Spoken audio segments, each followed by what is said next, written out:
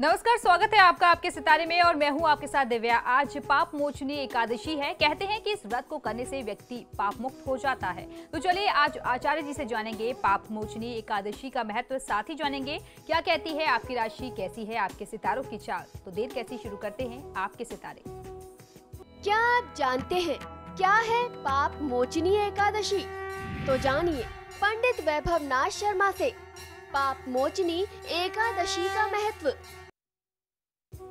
आपके सितारे में आप अपनी हर परेशानी का हल प्राप्त कर सकते हैं और अपने सवाल भी पूछ सकते हैं। स्टूडियो में साथ देने के लिए मौजूद है विश्वविख्यात ज्योतिषाचार्य और वास्तुशास्त्री पंडित वैभव नाथ शर्मा जी। आचार्य जी, आपका बहुत बहुत स्वागत है। जी नमो नमः। तो यदि आप भी अपनी कुंडली के ग्रह नक्षत्रों से परेशान हैं या कार्य, व्यापार, परिवार की चिंता कर रही है आपको परेशान, तो आप भी हमें कॉल कर सकते हैं। हमारे नंबर्स लगातार आपकी टेलीविजन स्क्रीन पर फ्लैश किए जा रहे हैं। आप हमें हमारे टोल फ्री नंबर पर भी कॉल कर सकते हैं।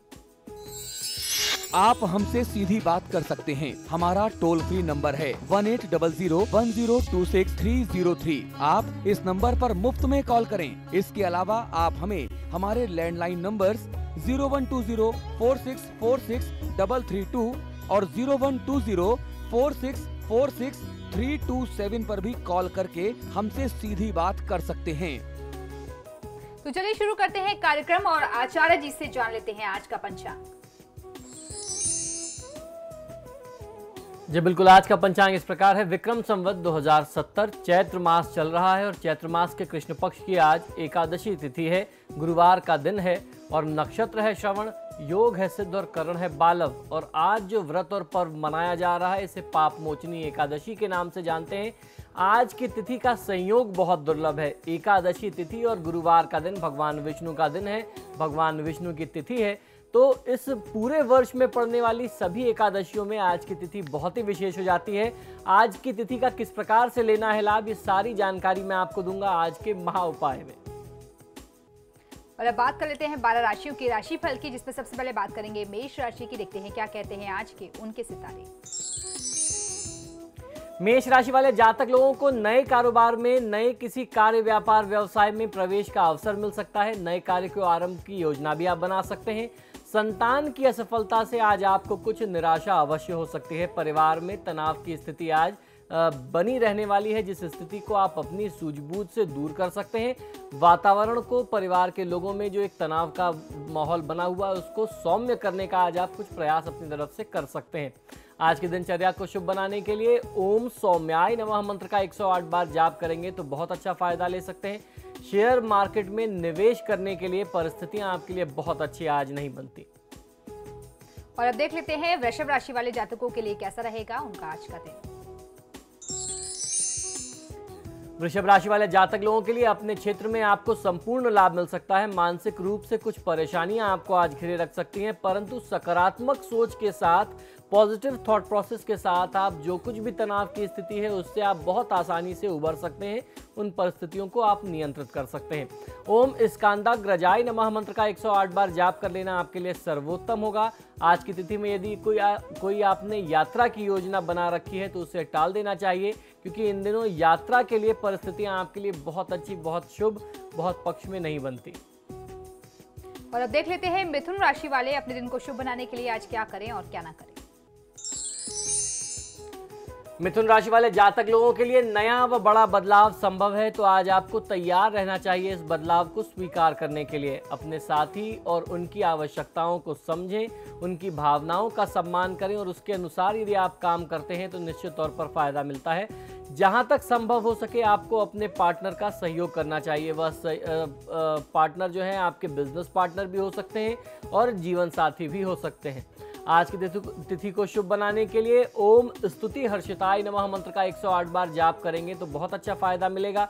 यदि बिजनेस में आप कोई नया पार्टनर जोड़ना चाहते हैं या साझेदारी में कोई नया व्यापार करना चाहते हैं तो उस लिहाज से आज का दिन और आज की परिस्थिति बहुत अच्छी नहीं बनती। और चलिए अब जान लेते हैं कर्क राशि वाले जातकों के सितारे आज क्या कह रहे हैं।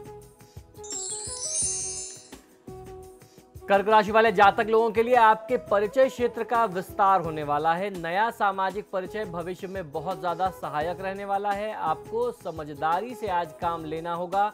स्वास्थ्य के अनुसार, स्वास्थ्य के लिहाज से कहा जाए तो हाई ब्लड प्रेशर के जो भी रोगी थे, जो उच्च रक्तचाप से परेशान थे, पीड़ित थे लोग, उनको आज बहुत अच्छी राहत मिल सकती है, स्वास्थ्य लाभ मिल सकता है, दिन अच्छा बीतेगा।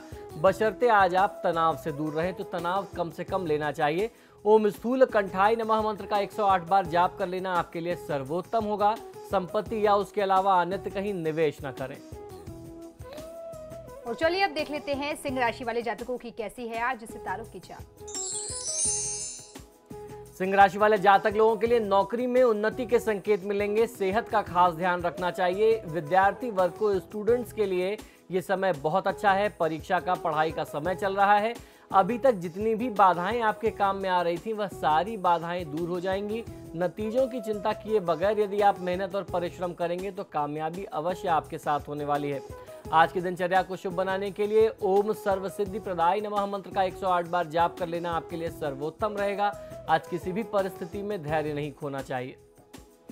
चलिए अब देख लेते हैं कन्या राशि वाले जातकों की राशि आज क्या कह रही है। कन्या राशि वाले जातक लोगों के लिए आज वाहन आदि का सुख प्राप्त हो सकता है। ऐसे संयोग बनते हैं। शेयर खरीदने और बेचने के लिए समय आपके लिए परस्पर बहुत अच्छा है। शुरुआत में, आज के दिन के आरंभ में बिजनेस में, व्यापार में कुछ बाधाएं अवश्य आएंगी, लेकिन जैसे जैसे दिन आगे बढ़ेगा, दिन विकास करता जाएगा, आपकी सभी समस्याएं जो हैं वो ठीक हो जाएंगी और आपको बहुत अच्छा फायदा मिलेगा। प्रॉपर्टी खरीदने के लिए काफ़ी प्रयत्न आज आप कर सकते हैं। कोई भी संपत्ति खरीदने या बेचने के लिए आज परिस्थितियां ठीक नहीं बनती। ओम सर्वात्मकाय नमः मंत्र का 108 बार जाप कर लेना आपके लिए सर्वोत्तम होगा। आज की तिथि बहुत ही विशेष, बहुत ही पवित्र तिथि है। मांसाहार के सेवन से और प्रयोग से आज बचना चाहिए। और अब एक कॉलर हल्द्वानी से जुड़ गई हैं, गरिमा जुड़ गई हैं। गरिमा, पूछिए अपना सवाल। गुरुजी सादर प्रणाम। मैं गरिमा हल्द्वानी से बोल रही हूँ। मेरा जन्म स्थान नैनीताल, जन्म तिथि 16 सितंबर 1986, जन्म समय प्रातः 5:55 है। जी गुरुजी, मैं किडनी रोग से पीड़ित हूँ। मैंने शनि, राहु, केतु के जाप भी करवा लिए, एवं आपके द्वारा बताया गया शुक्र का उपाय भी करती हूँ गुरुजी मैं, लेकिन बहुत परेशान हो चुकी हूँ। मेरी बीमारी ठीक ही नहीं हो रही है। कृपया बताएं मैं कब तक का पूर्ण रूप से ठीक हो पाऊंगी गुरुजी। कृपया ये भी बताएं मेरी सरकारी नौकरी कब तक का लग पाएगी। धन्यवाद। जी बिल्कुल। देखिए, आपकी जन्म पत्रिका के अनुसार बृहस्पति की महादशा चल रही है। बृहस्पति आपकी कुंडली में पंचम भाव के स्वामी होने के साथ साथ 8वें भाव के भी स्वामी हैं, जिसे आयु का स्थान माना जाता है। रोग से संबंधित इस 8वें स्थान को भी माना जाता है। ऐसी परिस्थिति में निश्चित तौर पर वहाँ पर राहु का होना वो भी एक बहुत अशुभ संयोग है।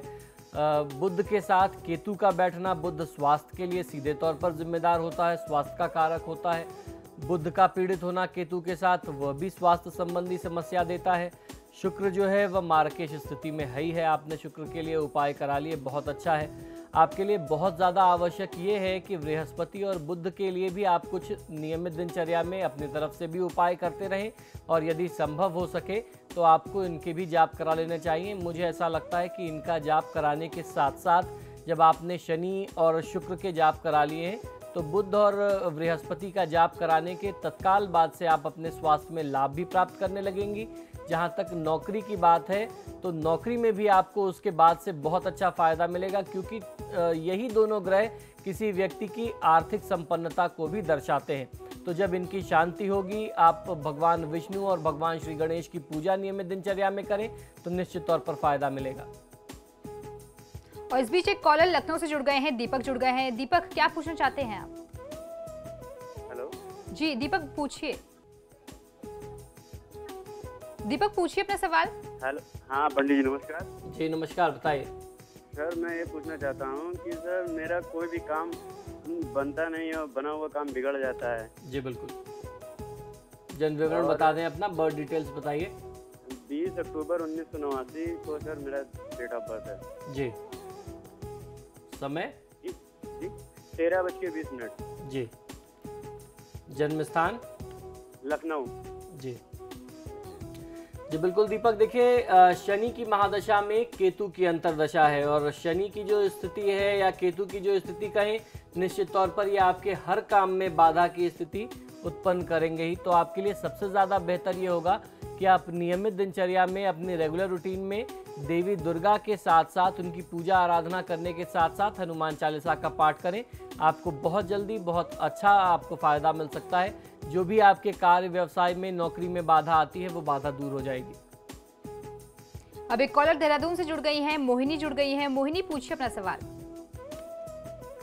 हेलो जी मोहिनी पूछिए।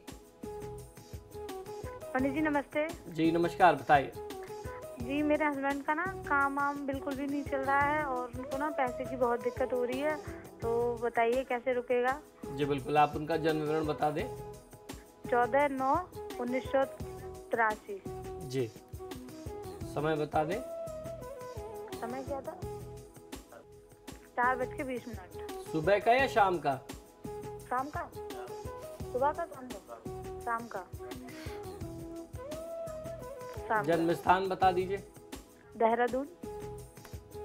जी बिल्कुल, देखिए इनकी जन्म पत्रिका के अनुसार सूर्य की महादशा में बुध की अंतर्दशा चल रही है। इनके लिए सूर्य की जो स्थिति है वह अष्टम भाव में है और सूर्य जो है अष्टमेश बनते हैं। तो ऐसी परिस्थिति में निश्चित तौर पर व्यक्ति को हर प्रकार से हानि की स्थिति रहती है। सिर्फ धन ही नहीं, स्वास्थ्य का भी नुकसान होता है, व्यापार में भी निरंतर हानि होती रहती है। तो ऐसी परिस्थिति में सूर्यदेव की पूजा आराधना करनी चाहिए। सूर्यदेव को जल दें और महादेव शिव की आराधना करें तो बहुत अच्छा फायदा मिलता है। तो सूर्यदेव को जल देने के साथ साथ ओम नमः शिवाय मंत्र का जाप करना, सोमवार के दिन शिव मंदिर में जाकर के जल अर्पित करना बहुत अच्छा फायदा देगा। और आपके सितारे में फिलहाल वक्त चला एक छोटे से ब्रेक का। ब्रेक के बाद जानेंगे अगली राशियों के बारे में, साथ ही जानेंगे आज का महा उपाय।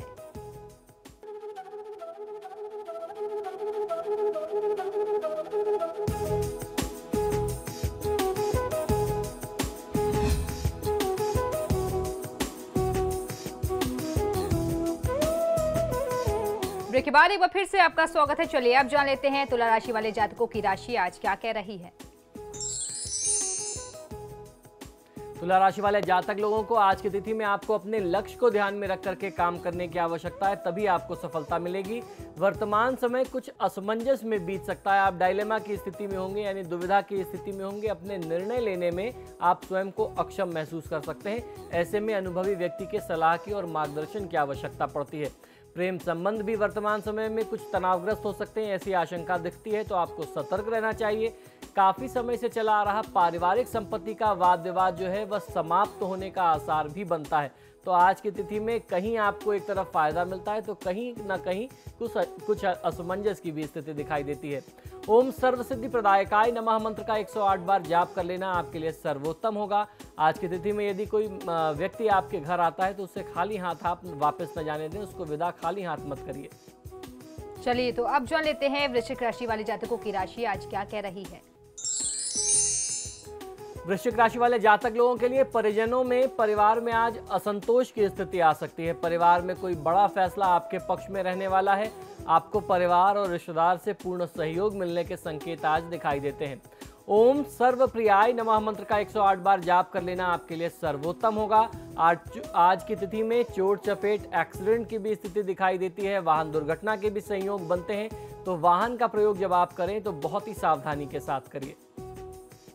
अब जान लेते हैं धनु राशि वाले जातकों की राशि आज क्या कह रही है और आज के दिन को शुभ बनाने के लिए वो क्या करें और क्या ना करें।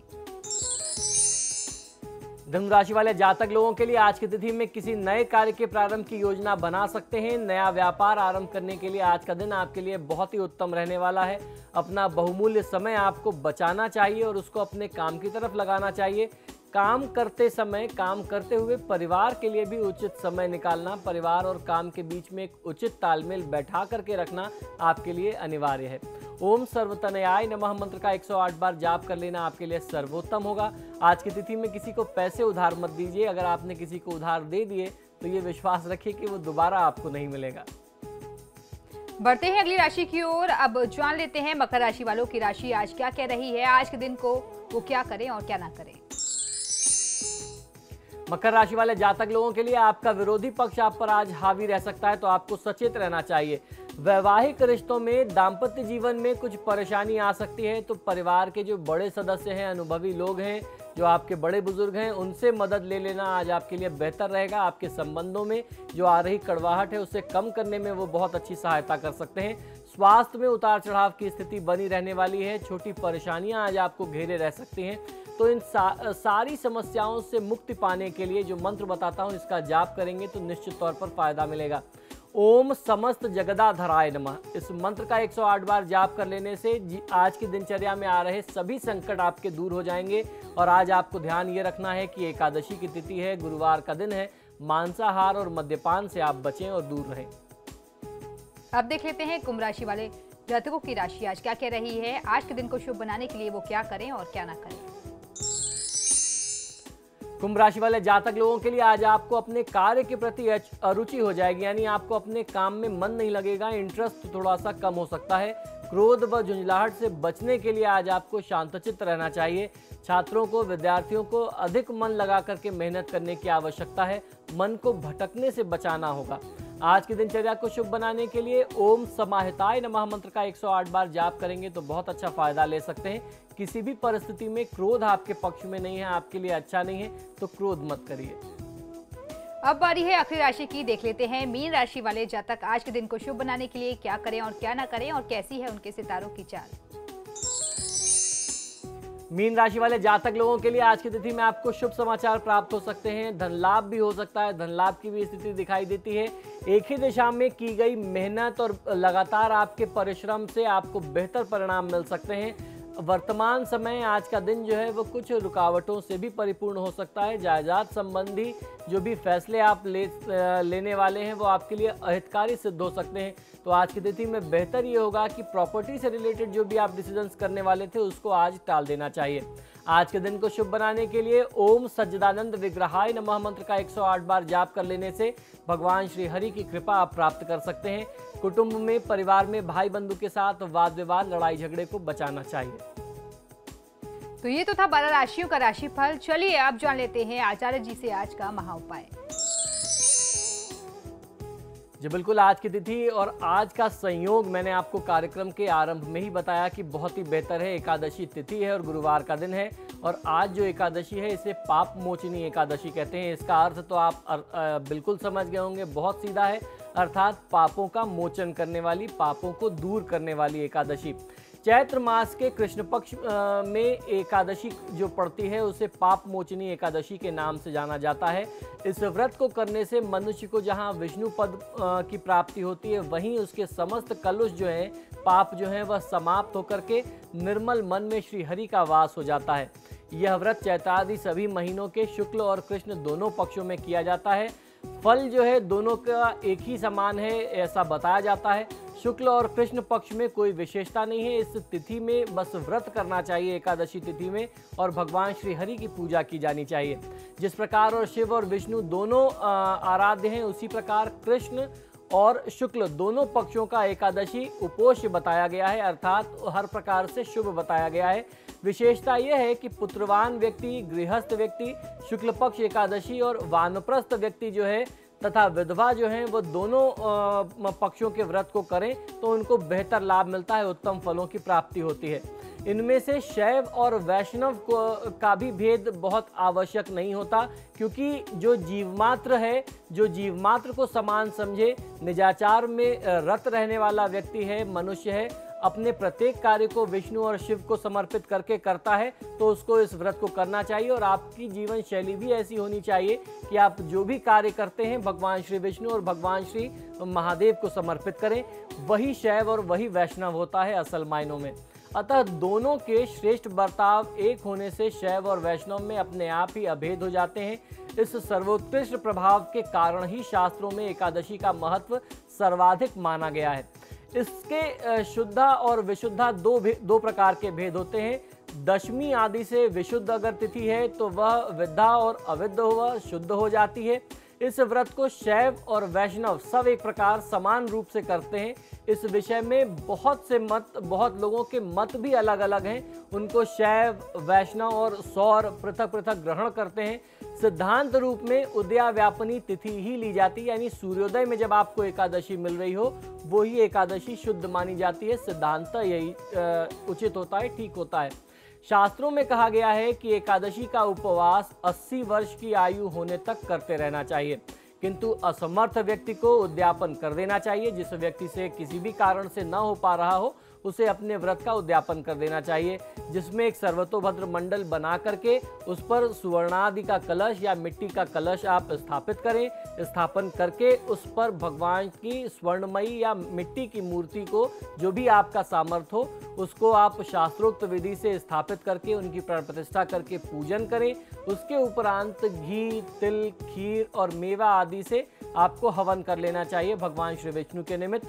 दूसरे दिन यानी द्वादशी की तिथि में प्रातःकाल उठ करके स्नान के पीछे स्नान करने के उपरांत गोदान का संकल्प लेना चाहिए, अन्नदान और शय्यादान का संकल्प लेना चाहिए।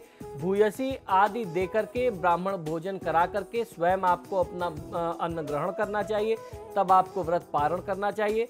ब्राह्मण भोजन के लिए 26 द्विजपतियों को सात्विक पदार्थों का भोजन कर सुपूजित और वस्त्रादि से विभूषित 26 कलश देने चाहिए, यानी 26 ब्राह्मणों की आवश्यकता इसमें पड़ती है जब आप उद्यापन करते हैं एकादशी के व्रत का। एकादशी की तिथि का जो भी व्रत करते हैं उनको उद्यापन करने के लिए कम से कम 26 ब्राह्मणों की आवश्यकता पड़ती है।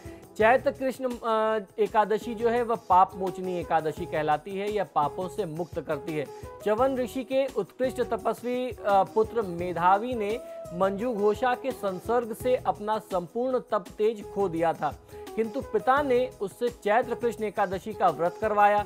तब उस व्रत के प्रभाव से मेधावी के सब पाप नष्ट हो गए और पहले की तरह ही अपने धर्म कर्म, सदानुष्ठान और तपस्या में संलग्न हो गया।